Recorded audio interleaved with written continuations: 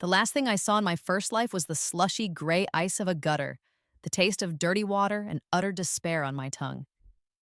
The last thing I felt was the unforgiving chill of a November night seeping into my bones, a final lethal cold that was almost a relief after months of being homeless, jobless, and utterly, irrevocably alone. All because of her, my stepsister, my supposed bestie, Chloe. And now here I was, reborn into the plush, temperature-controlled comfort of our family's living room. I watched her from across the vast sea of cream-colored carpet, her face aglow from her phone screen, a smug, self-satisfied little smile playing on her perfectly glossed lips. I knew that smile. I had seen it in my nightmares.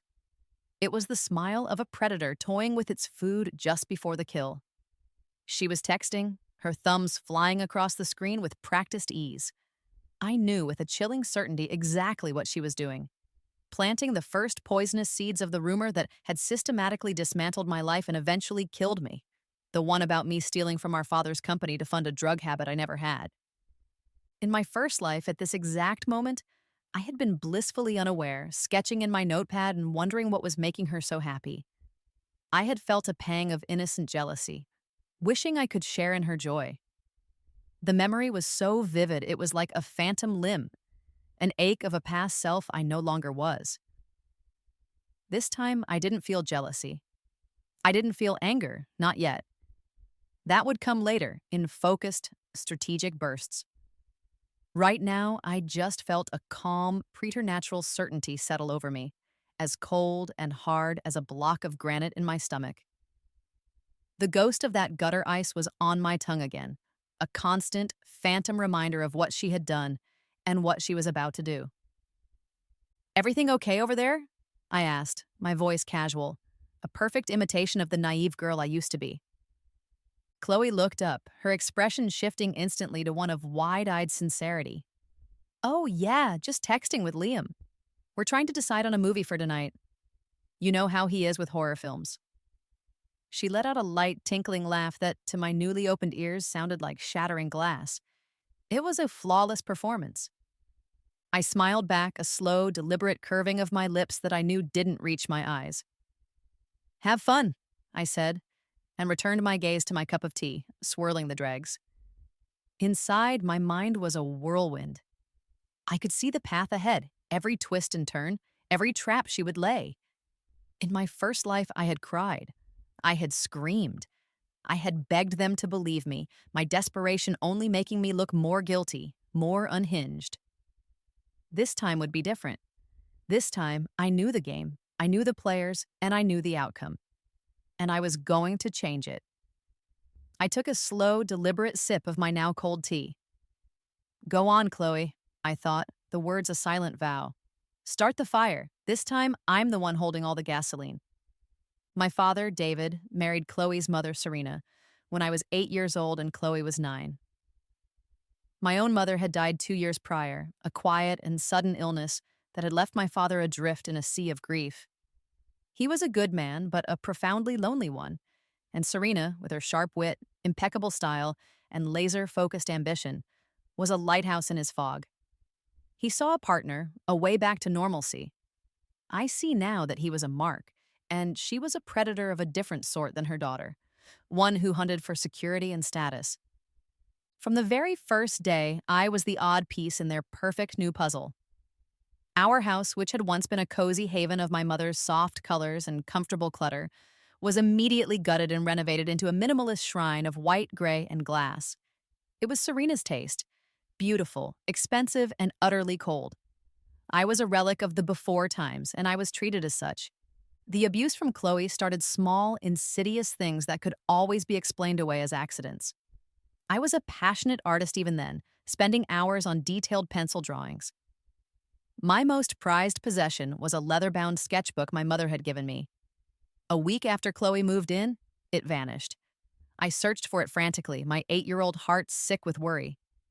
Serena had tutted, suggesting I was terribly forgetful. 2 months later, it reappeared at the bottom of the hallway closet, tucked beneath a stack of old towels. Every single page had been violently scribbled over with a thick, waxy red crayon, my delicate drawings obliterated. When I confronted Chloe, her lower lip trembled and her big blue eyes filled with tears. I would never do that, she'd cried, running to her mother. She's lying. Serena had comforted her, stroking her hair and shooting me a look of pure venom, as if I were the one who had committed an atrocity. My father, wanting peace, had simply bought me a new sketchbook, telling me to be more careful with this one. The message was clear. Chloe's feelings were fact and mine were an inconvenience. This pattern repeated itself endlessly. The dress I'd saved for months to buy for the middle school dance was found with a large, inexplicable ink stain on it the morning of the event.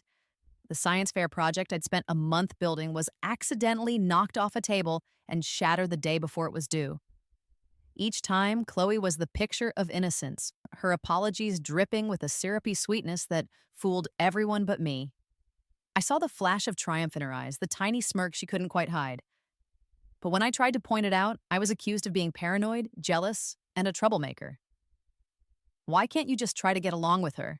My father would ask, his voice heavy with disappointment. Serena and I are trying so hard to make this family work, and you're the only one who seems to have a problem. As we entered high school, her tactics evolved. She moved from simple sabotage to a more sophisticated form of psychological warfare. She mastered the art of social isolation. She befriended every person I tried to get close to, only to later feed them a steady diet of lies about me, always couched in concern. I'm just so worried about her, she'd sigh to a new friend of mine. She has these dark moods, and she says the most awful things about people behind their backs. I just don't want you to get hurt. One by one, my friends would grow distant, their smiles becoming strained, their invitations ceasing, until I was left utterly alone, an island in the crowded hallways of our school. The pinnacle of her high school campaign against me was the incident with the internship.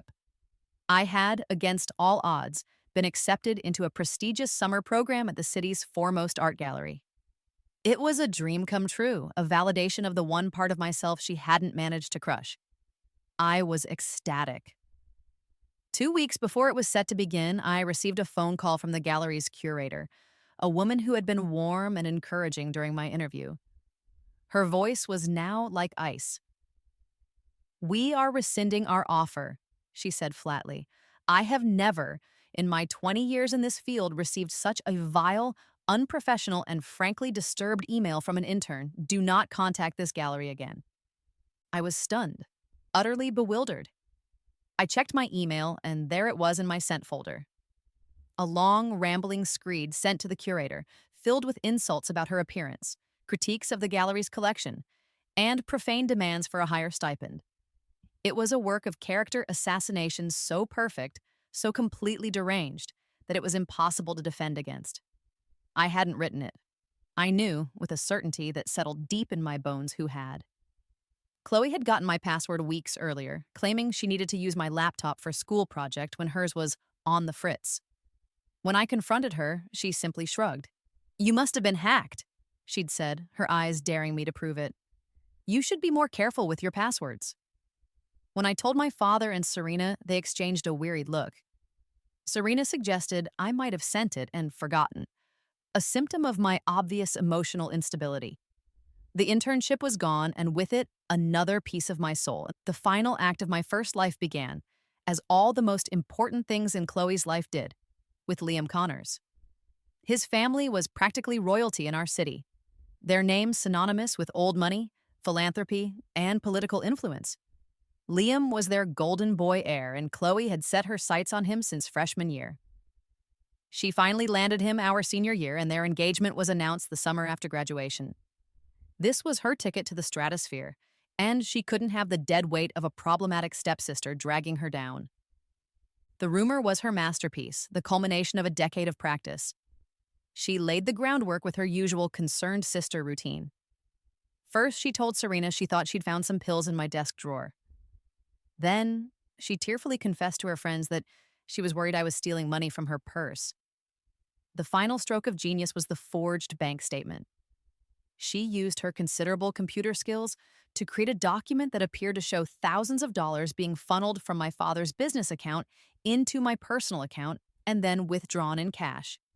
She presented it to my father and Serena with a tear-streaked face, claiming she'd stumbled upon it by accident. "I think she has a drug problem," she'd sobbed. "We have to do something before she ruins her life and our family's reputation." The word reputation was the key. With the wedding to O'Connor's on the horizon, my presence had become a liability. The family intervention was a kangaroo court. I walked into the living room to find my father, Serena, and Chloe sitting there, their faces grim. They didn't ask for my side of the story. They told me what my story was. I was an addict, a thief, and a liar. My frantic denials were taken as proof of my guilt. My tears were dismissed as manipulative. Serena was the prosecutor, laying out all the evidence of my instability from over the years. The moodiness, the friendlessness, the lost internship. It was a perfect narrative she and Chloe had spent years crafting. My father, a man I had once adored, just sat there, his face a mask of disappointment, completely broken by their lies. "You need to leave," Serena said, her voice devoid of all emotion. "You are not welcome in this house until you get professional help and pay back every cent you stole." I was thrown out that night with nothing. The rumor, now sanctioned by my own family, spread like wildfire. I was a pariah. I couldn't get a job. I couldn't find a place to live. I spiraled from shelters to the streets, my spirit eroding with each passing day. All the while, I was haunted by images from social media. Chloe's fairy tale wedding, her luxurious honeymoon, her perfect life built directly on the ruins of mine. My last conscious thought, as the cold took me in that filthy gutter, was of her smiling, triumphant face. And then I woke up. The shock was a physical blow, a gasp for air so violent, it was like being resuscitated. I was in my own bed, in my own room, the sunlight of a past I thought was gone forever streaming through the window. For the first week, I lived in a fugue state of terror and disbelief. I would touch the walls, the furniture, my own face, trying to discern if it was real. I obsessively checked the date on my phone, on the newspaper, on the television. August 14th. 1 year. I had 1 year until the end. The memories of my first life weren't dreamlike or hazy. They were sharp, visceral, and agonizing. I could still feel the gnawing hunger, the bone-deep chill, the crushing weight of utter hopelessness. The turning point came 2 weeks after my return. I was in the kitchen, making toast, my movements still clumsy and uncertain, when I heard Chloe in the next room, talking on the phone with her best friend, Ashley. Her voice was low and conspiratorial, but the air vent carried it perfectly. "She's been so weird lately," Chloe said, and I knew she was talking about me. Just moping around, barely talking. It's so draining to even be around her. There was a pause. "Honestly, Ash, I don't know how long I can pretend to like her. She's a black hole of misery. Once Liam and I are officially engaged, I swear I am going to find a way to get rid of her. For good. She will not be a part of my new life." A switch flipped inside my soul, the fear, the confusion, the lingering grief for my lost life. It all evaporated, burned away by a sudden, freezing rage. The Arctic calm I'd felt on the first day returned, but this time it was different. It was focused. It was purposeful. I looked at the butter knife in my hand, then at my reflection in the toaster. The girl staring back was no longer a victim. Her eyes were old, and they were full of war. I wouldn't just avoid my fate. I wouldn't just run away. I would stay, and I would fight. I would use every bit of my foreknowledge to not just survive, but to triumph. I would let Chloe build my gallows, and I would use that very same wood to build her cage. My plan began to form, not in a rush, but as a slow, meticulous construction in the quiet of my mind. It would be a symphony of her own creation. I would be the conductor, and the final crashing crescendo would be her utter, public, and permanent ruin. The stage would be her engagement party. The audience would be everyone she'd ever wanted to impress, and the star of the show would be her own confession. The first phase of my plan required an almost superhuman level of self-control.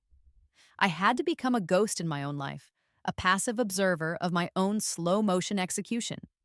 I had to let Chloe believe she was winning, to let her arrogance swell until it made her blind. It was a daily act of psychological torture. Every fake smile, every backhanded compliment, Every subtle act of sabotage was a fresh stab, but I learned to welcome the pain. It was a reminder, a whetstone, on which I sharpened my resolve. While playing the part of the sullen, defeated stepsister, I began to build my secret life. My first move was to secure a source of income completely off my family's radar. I knew from my first life that a small, family owned diner called The Corner Booth on the industrial side of town was always looking for dishwashers and bussers. It was a gritty, unglamorous place that smelled perpetually of grease and stale coffee, a universe away from Chloe and Serena's polished world. I took the bus there after school, filled out an application, and was hired on the spot by the gruff but fair owner, a man named Sal. My evenings were spent in a steamy, clattering kitchen, scraping plates and hauling bus tubs. It was grueling work, but every dollar I earned felt like a gold coin, a tangible piece of my future independence. I told my family I had joined a study group that met late at the library, a lie so boring and plausible they never questioned it. While Chloe was at cheerleading practice or out on dates with Liam, I was stacking cash in a shoebox hidden under a loose floorboard in my closet. That shoebox became my war chest. After 2 months of exhausting work, I had saved nearly $1,000. It was time to acquire my arsenal. I didn't use our family computer. I knew Chloe was clever enough to check browser histories if she grew suspicious. Instead, I used the public library's computers, clearing my tracks meticulously after each session. I spent hours researching, diving into the world of covert surveillance. I learned about audio clarity, battery life, and discrete housings. I bypassed the cheap gadgets on Amazon and found a specialized online store based in Eastern Europe that catered to security professionals. My first purchase was a marvel of miniaturization, a digital audio recorder built into a fully functional USB flash drive. Its microphone could capture clear conversations from across a room, and its battery lasted for over 24 hours of continuous recording. My second purchase was even more ingenious, a tiny, wide-angle camera hidden inside a generic USB wall charger. It recorded high-definition video to an internal memory card activated by motion. They were hideously expensive, eating up almost my entire savings. But they were perfect. I had them shipped to a private mailbox I rented downtown under a false name. The day I picked up the small, plain package, my heart hammered with a mixture of fear and exhilaration. This was the point of no return. I began planting the devices. The bugged charger found a home in the living room, plugged into an outlet behind the sofa, its lens having a clear view of the entire room where my family held their nightly court. The USB recorder became my constant companion, living on my keychain or in my pocket, ready to be activated with a discreet click. The recordings I gathered were a steady, damning drip of their toxicity. I would listen to them late at night, huddled under my blankets with headphones on, transcribing the most incriminating parts into a locked file on a password-protected thumb drive. "I just don't understand what her problem is," I heard my father say one night, his voice thick with frustration after another silent dinner. "It's like living with a storm cloud." "She's doing it for attention, David," Serena's voice replied, smooth and certain. "It's classic passive-aggressive behavior. She's jealous of Chloe's happiness with Liam. The best thing we can do is ignore it. Don't reward her negativity." I captured dozens of Chloe's phone calls, her voice a saccharine performance of concern as she laid the groundwork for my downfall. "I think she might be depressed," she'd tell a mutual acquaintance. "She just seems so lost. I'm really worried." But then, when talking to her close friend Ashley, the truth would come out, venomous and gleeful. "God, she is so pathetic. It's almost too easy. Liam's mom asked about her the other day, and I just gave her this super worried look and said we were dealing with some difficult issues with her. She got the hint. By the time I'm married, the Connors won't even remember her name." Each recording was a nail, and I was patiently building their coffins. But I knew this circumstantial evidence wasn't enough. I needed a confession. I needed Chloe, in her own words, to admit to everything. I knew her ego was my key. She wouldn't be able to resist a victory lap, especially if she thought her audience was utterly defeated. I waited for the perfect opportunity, which I knew would arrive in late May. My father and Serena, as they did every year, were scheduled to go on a week-long anniversary cruise. This left me and Chloe alone in the house. In my first life, this was the week the rumors reached a fever pitch, the week my isolation became absolute. I braced myself and let history repeat itself. By the third night they were gone, the house was thick with a tense silence. The rumors had done their work. My phone had been silent for days. People at school openly stared and whispered when I walked past. I was, to all appearances, at my breaking point. It was time. I took the USB recorder from my desk, made sure the battery was full, and activated it, the tiny indicator light blinking once before going dark. I slipped it into the front pocket of my hoodie. Then, I dredged up every ounce of pain and humiliation from my first life, letting the authentic misery wash over me. I walked down the hall to her bedroom door, my body trembling with a mixture of manufactured despair and genuine adrenaline. I knocked softly. She opened it, a magazine in one hand, her face a mask of annoyance. "What do you want?" My performance began. I let my shoulders slump forward. I allowed tears, real tears born of memory, to well in my eyes and spill down my cheeks. My voice was a choked, broken whisper. Can we please talk?" Her annoyance melted into a morbid curiosity. A predator can always sense a wounded animal. She stepped aside, letting me into the pristine sanctuary of her room. I didn't sit on her bed or her chair. I sank to the floor, pulling my knees to my chest in a posture of complete surrender. "You win, Chloe," I sobbed, the words catching in my throat. "It's over. You've won. Everyone hates me. Everyone believes your stories. Dad called from the ship today. He said he and Serena are scheduling a meeting with me the day they get back. He said we need to have a serious talk about my behavior and my future. I know what that means. They're going to kick me out. I'm going to have nothing." A flicker of pure, unadulterated triumph flashed in her eyes. It was gone in an instant, replaced by a carefully constructed mask of pity. "Oh, honey, don't say that. I'm sure it's not—" "Stop!" I interrupted, my voice sharp with what sounded like pain but was actually focus. "Just stop pretending, please. I'm not even mad anymore. I'm too tired to be mad. For my own sanity, before I disappear from your life forever, I have to know. How did you do it? You're a genius. You've turned every single person against me, my own father, and no one even suspects you. You've ruined my life so perfectly.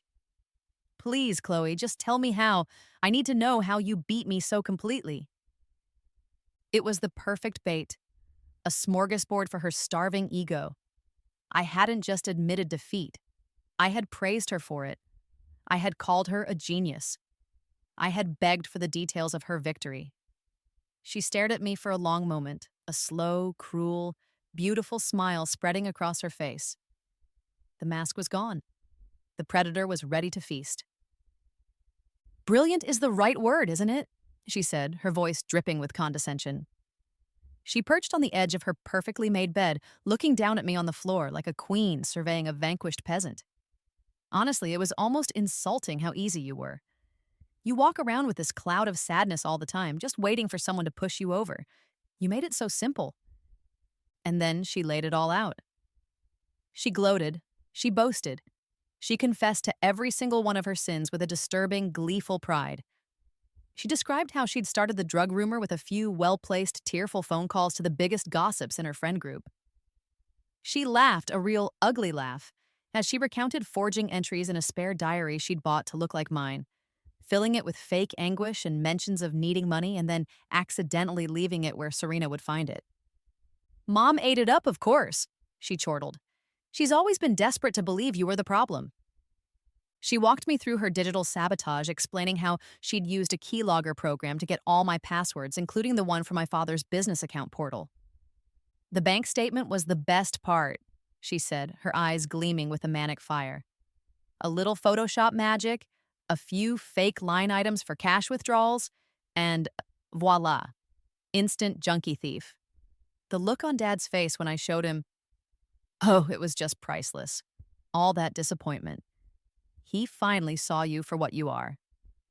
She paced her room as she spoke, energized by her own evil, too caught up in her monologue to notice my bowed head and shaking shoulders were not from sorrow, but from the vibrating, triumphant thrill of a plan perfectly executed.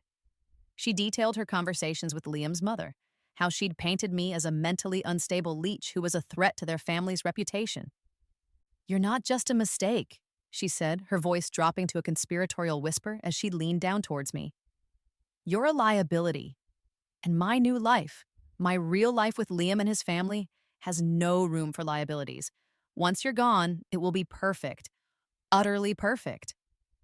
She finally finished, her chest puffed with pride, expecting more tears, more begging from me. I just stayed silent for a long moment, letting her words hang in the air, a complete and detailed record of her sociopathy.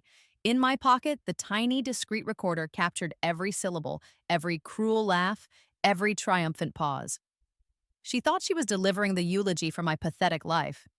In reality, she was dictating her own confession, word by perfect word.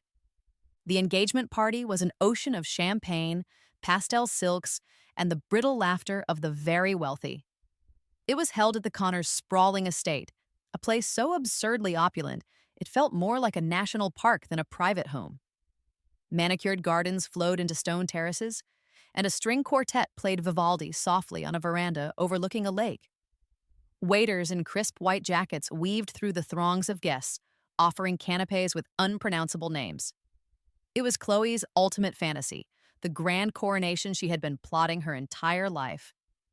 My father and Serena were in their element, gliding through the crowd like seasoned royalty. Serena was a vision in a silver gown that probably cost more than my car, her neck and wrists dripping with diamonds. She radiated a smug satisfaction, occasionally shooting me a glance of pure disdain from across the lawn. I was their reluctant accessory, the price of admission they had to pay to maintain the illusion of a happy, blended family. I had dressed for the part I was meant to play, the sullen, awkward stepsister. My dress was a simple, ill-fitting black sheath I'd bought at a thrift store. My hair was pulled back in a severe bun. My face was pale and unadorned with makeup. I was a specter at their feast, and that was precisely the point. Chloe was the radiant center of this universe. Her custom-made dress was a cloud of white organza, and her laughter, high and clear, echoed through the gardens as she clung to Liam's arm. She was the perfect picture of the blushing, beautiful bride-to-be. Liam, to his credit, looked genuinely in love, his eyes full of adoration for the woman he believed her to be. He was handsome, charming, and, by all accounts, a decent man. He caught my eye once as I stood near the bar and offered me a small, kind smile.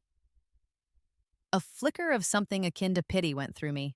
He was about to be profoundly humiliated, and he didn't deserve it. But he was unavoidable collateral damage in a war he didn't even know was being fought.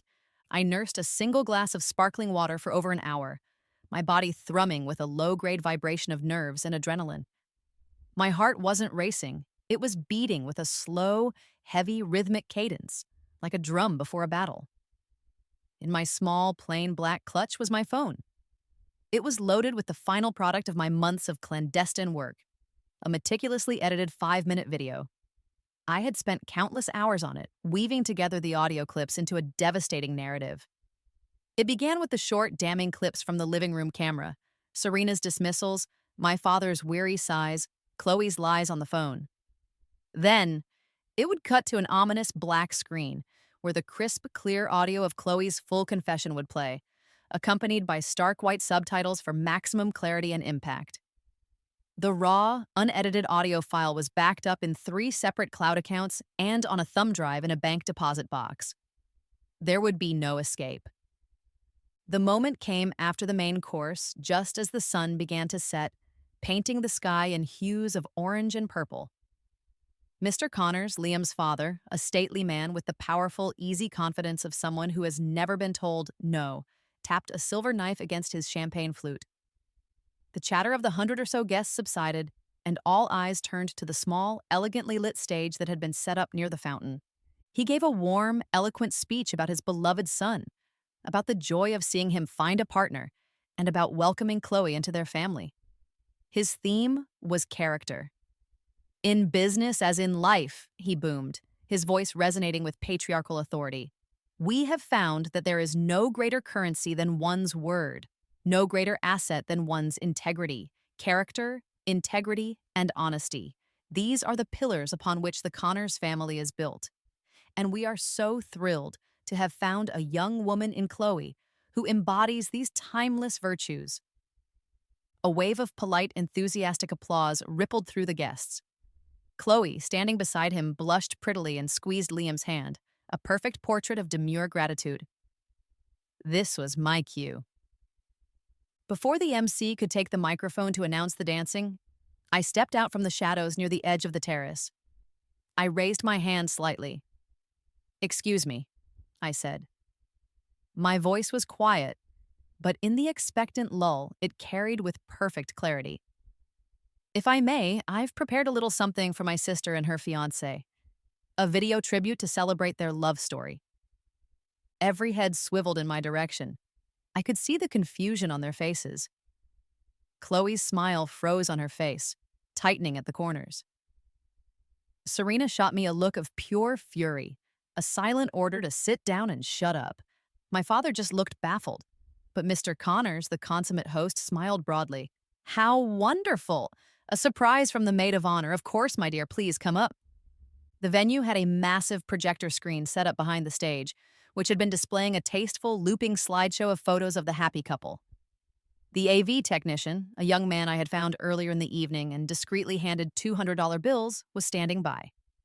I had told him I had a surprise video, and that he was to play it without question when I gave him the signal. I walked towards the stage, the sound of my sensible low heels clicking softly on the flagstones. It felt like the longest walk of my life. I avoided Chloe's panicked gaze, focusing instead on the technician. "I have it on my phone," I said calmly, handing him the adapter cable I'd brought. "Just hit play when you have it connected." I stepped back, melting into the shadows at the side of the stage as the garden lights dimmed. The screen flickered to life. The first audio clip played over a photo of our smiling, happy family. Serena's voice dripping with disdain. "Her negativity is dragging the whole house down." A confused murmur rippled through the crowd. My father and Serena exchanged a panicked look. What was this? Then came Chloe's voice, sweet and concerned, from one of her recorded phone calls. "Honestly, I'm getting worried about her. I think she might be on something." The murmuring grew louder. I saw Liam's brow furrow, a line of confusion between his eyes. He glanced at Chloe, who was now staring at the screen, her face ashen. Then, the screen cut to black. The Vivaldi had stopped. The only sound was the gentle splashing of the fountain. The air grew thick with a dreadful electric tension. And then Chloe's own voice, no longer sweet but sharp, clear, and dripping with venomous pride, filled the stunned silence. "Brilliant is the right word, isn't it? Honestly, it was almost insulting how easy you were." A collective audible gasp went through the party. I finally allowed myself to look at Chloe. All the color, all the life, had drained from her face, leaving a waxy, terrified mask. Her champagne flute slipped from her numb fingers and shattered on the stone terrace, the sound like a gunshot in the silence. The confession played out, every horrific word amplified by the state-of-the-art sound system, every cruel sentiment immortalized in stark white text on the massive screen. The story of the faked diary. The lies about me stealing from my father. The detailed, gleeful account of her digital forgery. The crowd was frozen, a tableau of shock. Their faces, just moments before so full of celebration, were now masks of horror, fascination, and disgust. My father looked like he had been turned to stone, his mouth slightly agape. Serena was shaking her head violently, her lips forming the words, "No, no, no." The climax of the recording was Chloe's ugly, triumphant laughter as she described the priceless look of disappointment on our father's face. The best part was the business account, a little Photoshop magic. He finally saw you for what you are. When the audio finally faded to a damning silence, no one moved. The only sound in the entire garden was the fountain and the ragged, panicked breaths of Chloe herself. Then, Liam, moving with a slow, deliberate grace, turned his head to look at the woman beside him. His handsome face, once so full of love, was now a terrifying mask of cold fury and utter revulsion. He dropped her arm as if it were a venomous snake. "Is this true?" he asked, his voice dangerously low, almost a whisper, yet it carried to every corner of the terrace. Chloe stared at him, her jaw working, her mouth opening and closing like a fish, but no sound came out. "Answer me," he snarled, his voice rising. Her mother, Serena, finally broke the spell, her maternal instinct for preservation overriding her shock. It's a trick! She shrieked, her voice shrill and hysterical as she lunged towards the stage. She's a sick, jealous liar. She faked it all. She's always been jealous of Chloe. Did she? Mr. Connor's voice cut through the air like a whip crack. He hadn't moved from his spot, but his entire posture had changed. He was no longer a genial host. He was a judge, and he was looking at Chloe, his eyes like chips of ice. Did she fake that, Chloe? Is that your voice? All of Chloe's carefully constructed poise, her years of practiced deception, crumbled into dust. She burst into hysterical, ugly sobs. She was going to ruin everything, she wailed, her words a garbled public confession. She's always been a miserable drag on us. I had to do it. She was going to ruin my life with Liam. It was over. The silence that followed her shriek was her true death sentence. Liam stared at her for one long, final moment, and in his eyes I saw 10 years of her lies curdle and die. He then turned to his father, then to the stunned crowd. The engagement, he announced, his voice ringing with cold, absolute finality, is off. I would like to apologize to all of you for bringing such a person into your presence. Please, leave the property at your leisure. I didn't stay to watch the rest. I didn't need to see the frantic attempts at damage control or the quiet, mortified exodus of the guests. I had fired my shot, and it had hit its mark perfectly. I turned, walked off the side of the stage, past the stunned guests who parted from me as if I were a leper, and out through the manicured gardens into the cool, liberating night air. I didn't look back. I could already hear the cacophony of her perfect world shattering into a million irreparable pieces behind me. The aftermath was a glorious, cascading avalanche of ruin for them and a quiet, steady sunrise for me. The scandal exploded like a supernova in the small, insular world of our city's elite. The Connors, masters of public relations, acted with swift and brutal efficiency. The morning after the party, a statement was released to the local society pages, penned by Mr. Connors himself. It spoke of their family's unwavering commitment to integrity, their deep disappointment in the profound and calculated deception they had been subjected to, and their severing of all ties, both personal and professional, with my father's family. They didn't just call off the wedding, they socially excommunicated them. Chloe and Serena's world, built on a foundation of appearances and associations, crumbled overnight. Invitations to galas were rescinded. Their names were quietly removed from charity committees. Phone calls to former dearest friends went straight to voicemail. They became social lepers. I heard through a former high school acquaintance that Serena, unable to cope with the public humiliation, had a full-blown nervous breakdown and checked into a very expensive wellness retreat in Arizona for several months. Chloe became a recluse. She dropped out of her prestigious university and locked herself away in the cold, minimalist mansion that now felt like her prison. The wedding she had spent a year meticulously planning became the town's most infamous non-event. The vendors, citing breach of contract due to the scandal, refused to refund her massive deposits. The custom-made gown, the 10-tier cake, the world-renowned floral arrangements, it all became a 6-figure monument to her own spectacular self-destruction. My father was, perhaps, the most tragic figure in the whole affair. The public revelation didn't just expose Chloe. It exposed his own weakness, his own willful blindness, his profound failure as a parent to protect his own child. The guilt consumed him. He was a broken man. He tried to reach out, of course. He left dozens of long, rambling voicemails on my phone, his voice thick with tears and pathetic apologies. He offered me everything: money, the house, his company. I listened to the first one, then deleted the rest without hearing them. I sent him one final, simple text message. Your weakness allowed them to destroy my first life. You will not be a part of my second. Then I blocked his number, and Serena's, and Chloe's. He and Serena remained married, two miserable ghosts rattling around a house filled with shame, bound together not by love but by their shared public disgrace.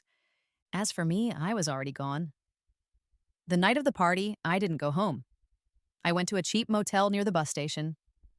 The next morning, I packed a single duffel bag from a storage unit I'd been secretly keeping, withdrew every cent of my hard earned diner savings, and bought a one-way bus ticket to a city 1,000 miles away, a place where no one knew my name or my story. I simply vanished from their lives. I enrolled in a community college, supporting myself by waitressing at a place much nicer than the corner booth. I poured all the pain, resolve, and fury of my 2 lifetimes into my one true passion: graphic design. I worked with a ferocious, single minded focus. My art, once quiet and delicate, was now bold, emotional, and powerful. I excelled. After a year, my portfolio earned me a full scholarship to one of the best design schools in the country. My seed money for this new chapter came from an unexpected source. A month after I had disappeared, a cashier's check for $50,000 arrived at the private mailbox I still maintained in my old city. It was from a trust controlled by the Connors family law firm. There was no note, no explanation, but I understood. It wasn't pity.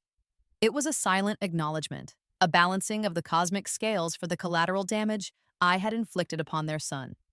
I cashed it without a moment's hesitation and used it to pay for my living expenses and secure a down payment on a small studio apartment, my first true home.